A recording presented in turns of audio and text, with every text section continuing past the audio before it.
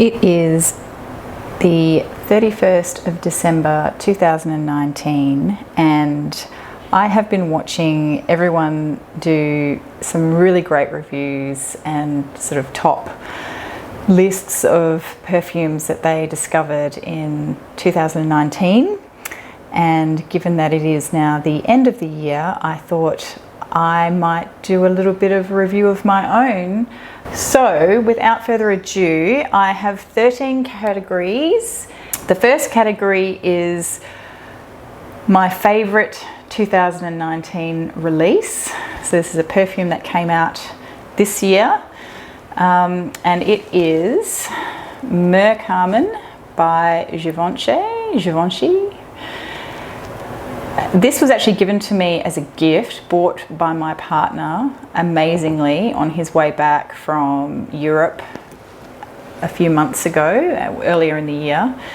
And anyone who has interacted with me on Instagram in the last 8 months would know that anytime anyone's asked, oh, what was your favorite release for 2019, I have answered it with this one every single time. But it is a luscious, dark, rich, balsamic fragrance, and it's got myrrh, obviously, and dark fruits and spices and ginger.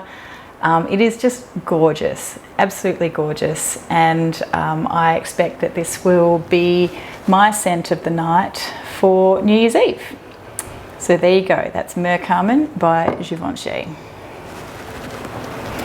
The second category is something that I've just recently written about on my blog and on my Instagram account, and that is my surprise love of 2019. This is called Mia's Blend, and it is by the company Be Layered, which is the clone. I guess it's, you know, people are calling it a clone company, which it is. I guess they do clones or inspirations of other fragrances, but this is one of their original creations. Anyway, I've written about quite a lot, and I have quite a extensive or detailed blog post on it, so feel free to go check that out. But I was really surprised by this one. I did not expect to find from this house a perfume that I would be, you know, gravitating towards on a regular basis, and I pretty much, you know, go for this once every week or two. So and I've sort of really gone through this decant. I also had been through a couple of samples of it, so no doubt I will be upgrading to a full bottle at some point in the future.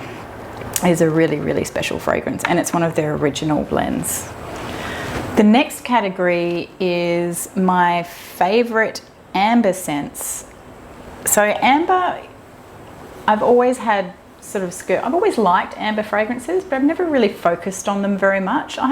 In the past, I've really been a non-sweet sort of green kind of perfume girl, and a woody as well. And so I've never really delved too far into the whole world of amber accords. And this year I did experiment a lot more with amber fragrances, and so I decided to put them in a whole category of their own for this review. And the first one is Ombre Tabac by Daniel Hosier. I was really lucky to be able to participate in the 30% discount that was on the channel of Susie's Niche Fragrances. Sorry, Susie, if I haven't got your total name correct, but I'm pretty sure everyone knows who she is on Instagram, at least. She does amazing reviews, and her photos are just really getting quite fantastic. But in any case, this is a beautiful, beautiful, smooth tobacco amber fragrance, and I also think it has maybe a hint of cinnamon in it, I'm not sure, but it really speaks to me. I just love this fragrance. I think it's absolutely stunning, and I was very happy to be able to buy a bottle after having been through a couple of samples of it. And yeah, so that's Daniel Hosier Ombre Tabac. The second one, also probably no surprise to anybody, is Absolute Aphrodisiac by Initio Parfums. Oh, what can I say about this fragrance? It is a beautiful, vanillic, leathery amber fragrance, and it is sweet, but sort of not too deep, but deep enough to really get your attention.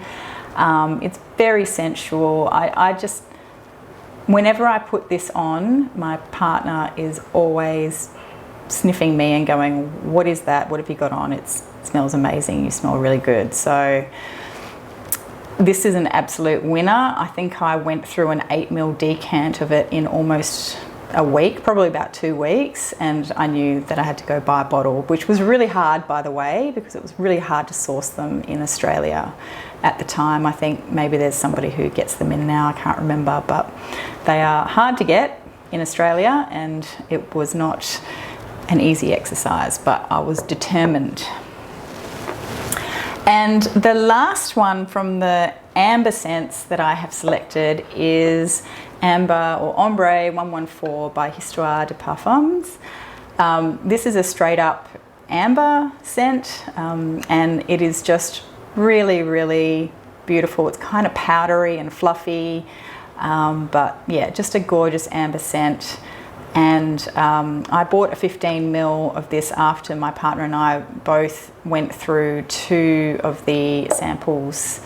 I actually had 2 samples of this, which I didn't realise, and we both loved it, so I decided to invest in a 15ml bottle, which I'm sure we will be wearing plenty of in winter 2020.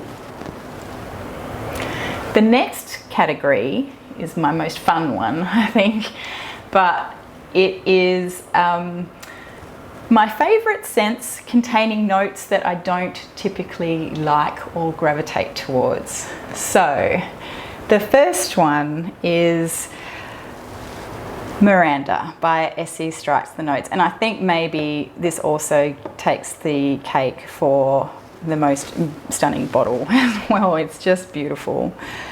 This has a chocolate note in it, but it is kind of a fruity, florally fragrance as well. So I thought that perhaps I thought it sounded weird, but Teresa from Niche Rare Fragrances on Instagram, first I was drawn by the bottle and the photo that she took of it, but when I read the description, I was thinking, oh, I probably wouldn't like it because it's got a chocolate note in it, and I haven't traditionally really liked, well, I've not traditionally been a gourmand kind of person to start with, and yeah, I thought there's no way I'm going to like this fragrance, so I sort of wasn't paying much attention to it. But anyway, I got talking to her one night, and as it turns out, she sent me a sample of it, and wow, I was blown away by it. It is a beautiful, beautiful fragrance,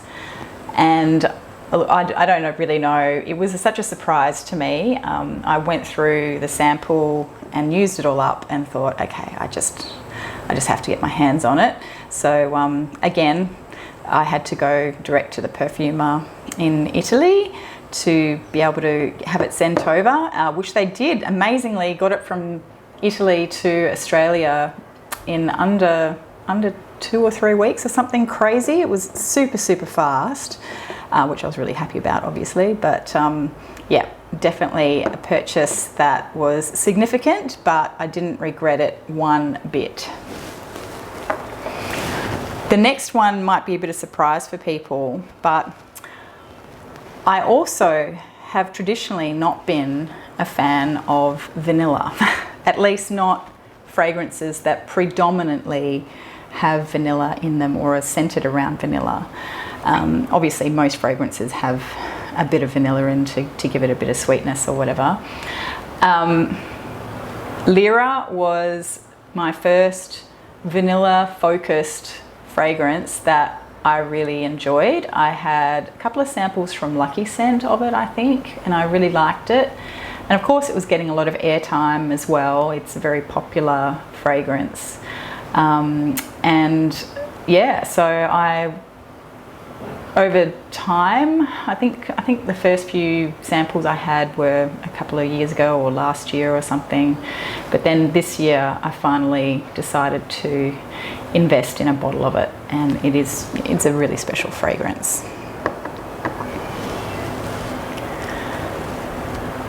The next category are work scents. So scents that I've worn primarily for work, and the ones that I've gravitated towards the most on work days, because I do work from home quite a bit, but I also work in an office. I sort of have flexible working arrangements.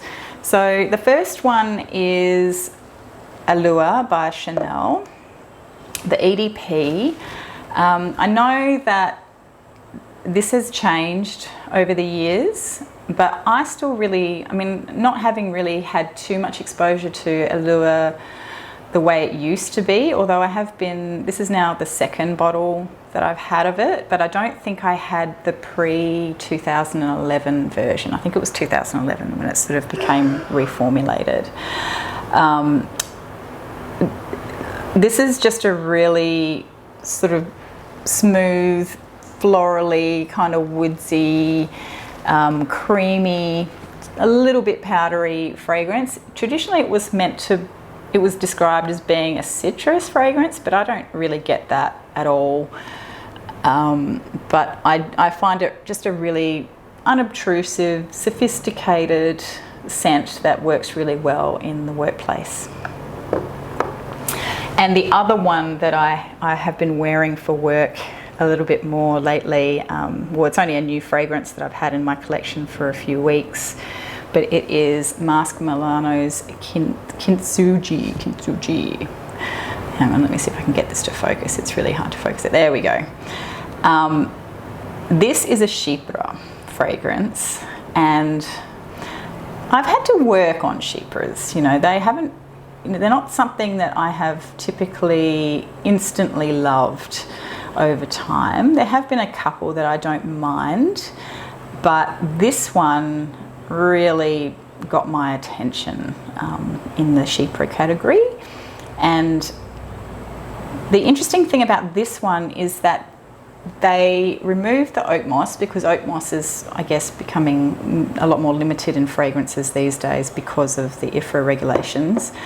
But they used, I think it was a berry leaf or something, so maybe raspberry leaf, I can't quite remember, instead of oak moss. And I don't know, to me, this just, where some Chypres can be a little bit heavy,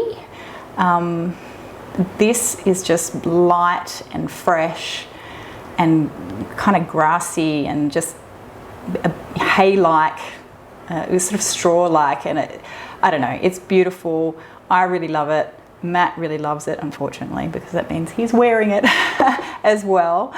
But yeah, great for the workplace, because again, it doesn't really get in anyone's face, and it's unobtrusive. So I just really love it. It's a very stunningly elegant composition. It's amazing. If you haven't tried it, do try and get your nose on it, because it is absolutely fantastic. And shout out again to Teresa at Rare Niche Fragrances, because she put me onto that one as well. Okay, next category is cool weather fragrances, and this is probably not going to come as any surprise to anyone who has seen my Instagram account, because I wear this a lot. I also have the red bottles as well. I actually have all three. I even have the most recent version of this. This is obviously a stunningly beautiful version. It's one of the vintage versions. It has been reformulated. It's still beautiful. I don't need to say much about it, because everyone knows pretty much about Samsara, but this has been in my wardrobe, my perfume wardrobe, for a long, long time, and I don't think it will ever be out of my perfume wardrobe. I just absolutely love it, and yeah, I've even managed to get a few other people onto it as well. I think a friend received this for her birthday this year from work. Her partner did some recon with me, and that's what he bought her, but she had been trying it over the course of a few weeks and had really loved it, so he ended up buying it for her. So I thought that was pretty fun. The next one in the same category is, of course, Shalimar. This is just an amazing fragrance, and I know a lot of people struggle with it. I did too at the start. I didn't really discover that this year, both of these two fragrances have been in my perfume wardrobe for a long time, but I just pulled them out for this list anyway because I wear them a lot. So I figured if I wear them so much, they're worthy of being recognised in a list. And anyway, it's, you know, again, just one of my favourites. I wear it a lot, particularly in winter, but I do wear it all year round. I wore it to bed the other night, and beautiful, beautiful fragrance. I recently have gotten into some of the flankers, which previously I couldn't handle, but now I love them all effectively. So yeah, you might need to work with it, but I encourage people to do so because it is just such a classically beautiful perfume.